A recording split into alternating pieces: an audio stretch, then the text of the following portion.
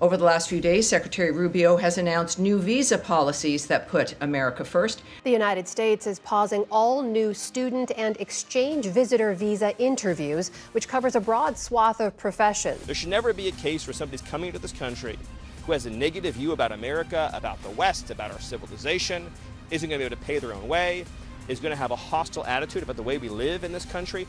Trump administration is focused on protecting our nation and our citizens by upholding the highest standards of national security and public safety through the visa process specifically. Hello, this is Patrick Newman in Washington, D.C., and welcome to One Africa Show.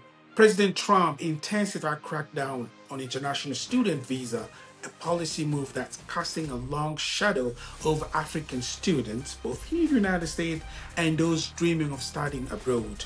With U.S. embassies instructed to pause student visa, interviews, and new review underway targeting social media, vetting, and exchange program. This policy could derail academic future, drain U.S. university revenue streams, and widen global education inequality. So, what does this mean for African scholars, and how a student coping with this dream of studying in the United States fading?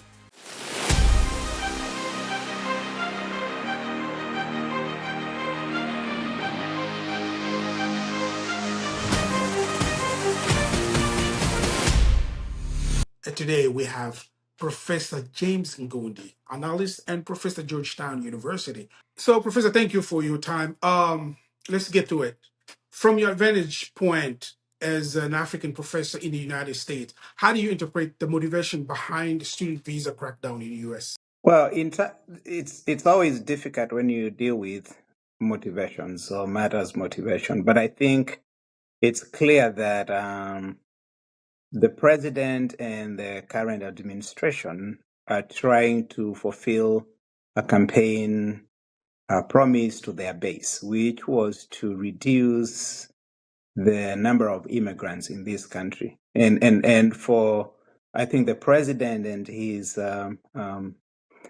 henchmen, I think for them, students in the country, foreign students, international students represent part of immigrants.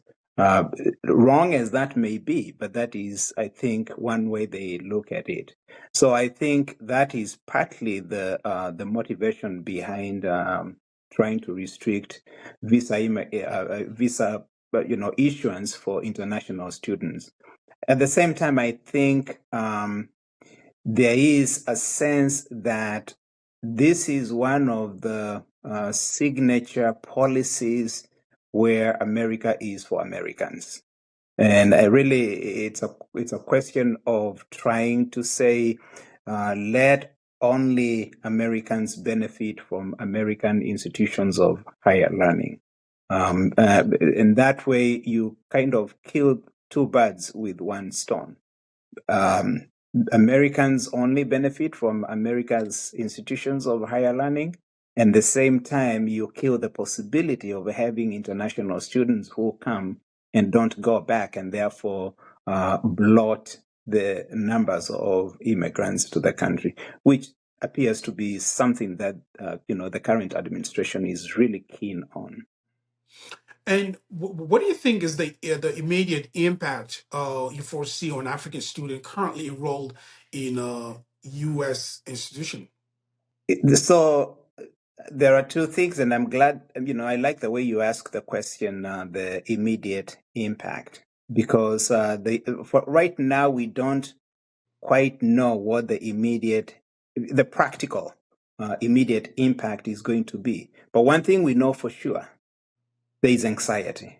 There's a lot of anxiety within the student population of students coming from the continent, that is from Africa.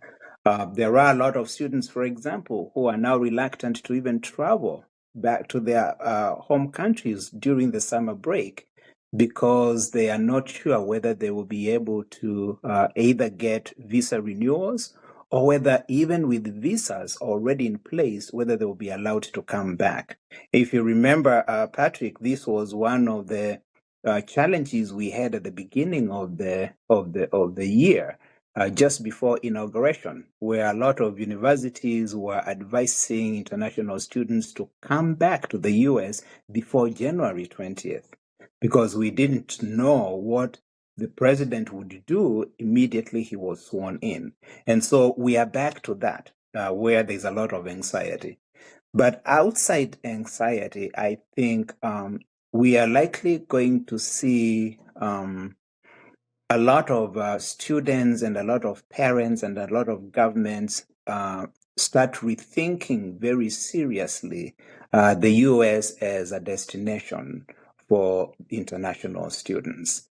Because if students are faced with that kind of uncertainty, then it just makes sense for them to start rethinking and probably looking elsewhere. And that, I think, the immediate. The long term is another story altogether.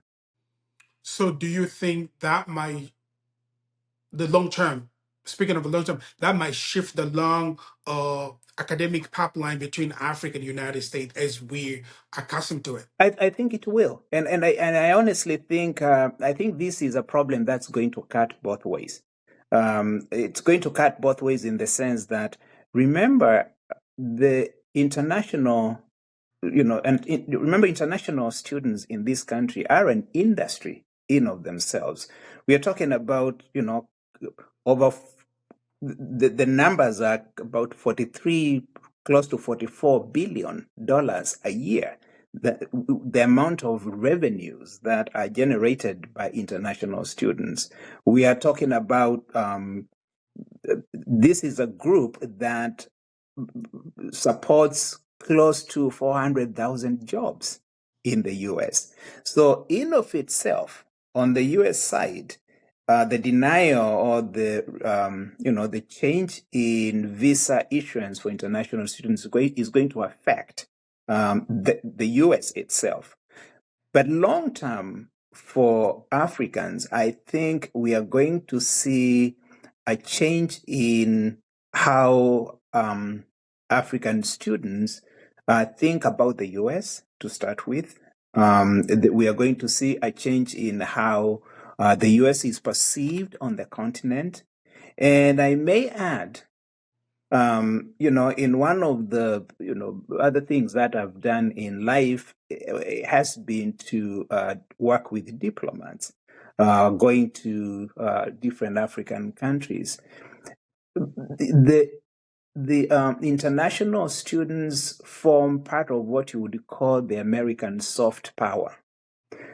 We talk about soft power when we are referring to diplomacy.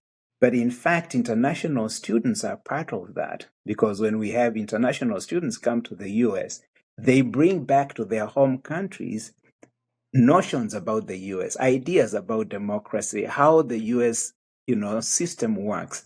And I believe that has been one of the ways that the US is able to affect some of its policies on the continent. That is how some of the policies the US has in the continent are accepted, because they are being dealt with by leaders and civil servants who have been educated in the US, and they therefore understand the US system.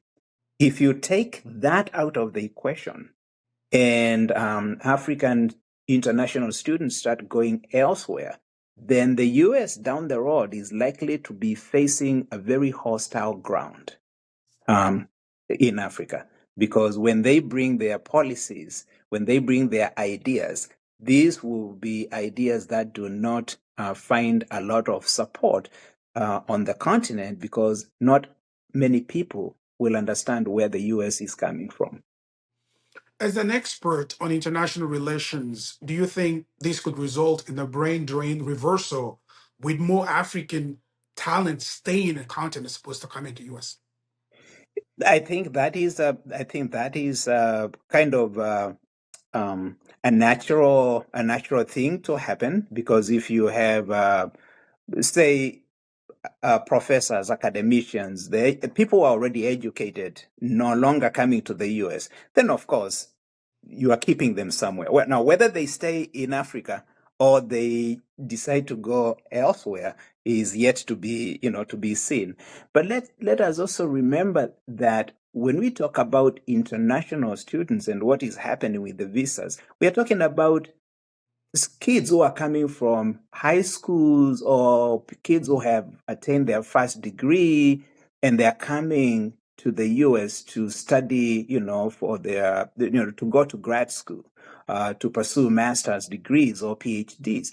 So really, the issue of brain drain at that point may not be a factor because they're coming to gain skills, and I think it only becomes brain drain in that sense when they gain those skills and they don't go back.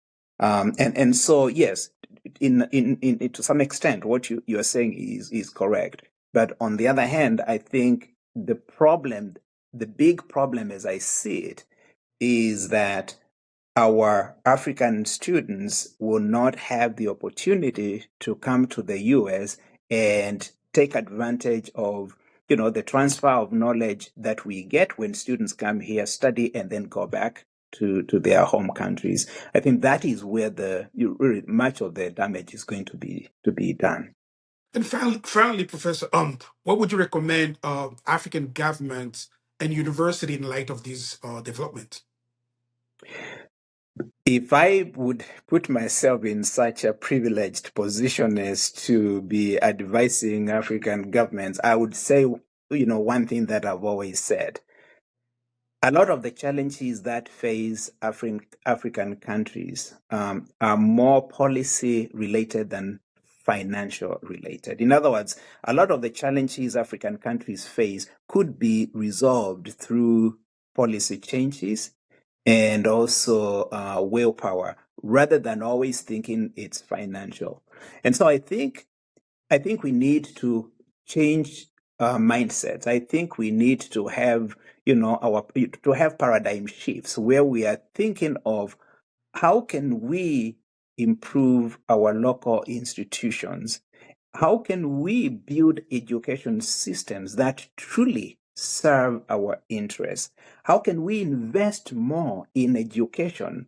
How can we tame corruption in many of our countries, for example, such that resources can be directed where they need to be directed, to primary education, to tertiary education, technical how can we take resources and use them wisely rather than depending a little bit, I would say too much, on foreign education or sending our children to foreign universities to study.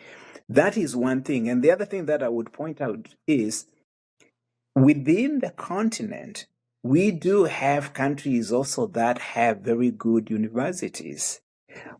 Maybe it's time for Africa to start having more of exchanges, international exchanges within the continent, so that we first are growing the kind of knowledge, the kind of intelligence, power base that we need within the continent, and maybe make ourselves really or give ourselves some bargaining power where we can say, well, we don't just talk about our students coming to America.